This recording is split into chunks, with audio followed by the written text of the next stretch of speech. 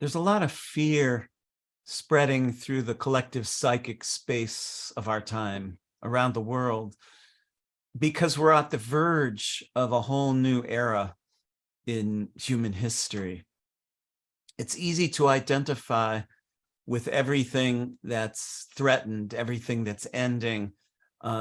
If you fall into the dominant paradigm of mainstream media, you're lost, you're hopeless, because mainstream media has become completely co-opted by corporate interests, and it's in their interest to keep us all in a state of fear.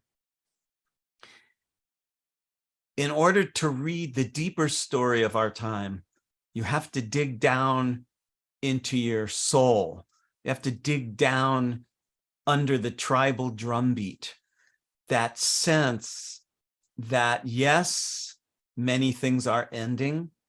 This might even be the beginning of the end of the human species. This might even be the beginning of the end of planet Earth. But underneath all the things that are dying, something greater is striving to be born. Inside each of us, love is dying to be born. Truth is dying to be born. Compassion is dying to be born. Wisdom, aliveness, presence, because we have become a vicarious species. We're living at a remove from ourselves. Most people in the world are living as if they were alive, as if life is something you have to get through until something better comes along. That's what has to end. That's what has to die. And though I'm an astrologer of the soul, my expertise is not in prediction. I'm only a light predictive astrologer. My work is designed to strip every layer off your core self to get down to the soul. And from having done that for 30 to 40 years, I find that everyone is sick of living a lie, a delusion. The delusion is that we're not made of love, that that you're not loved, that I'm not loved, that they're not loved, that some other people in some other country somewhere are not loved.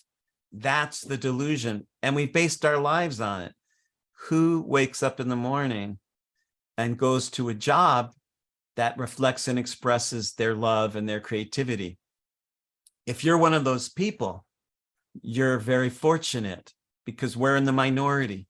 Most people have been doing something with their life that's a pretense, that's just for money, that's not coming from the soul.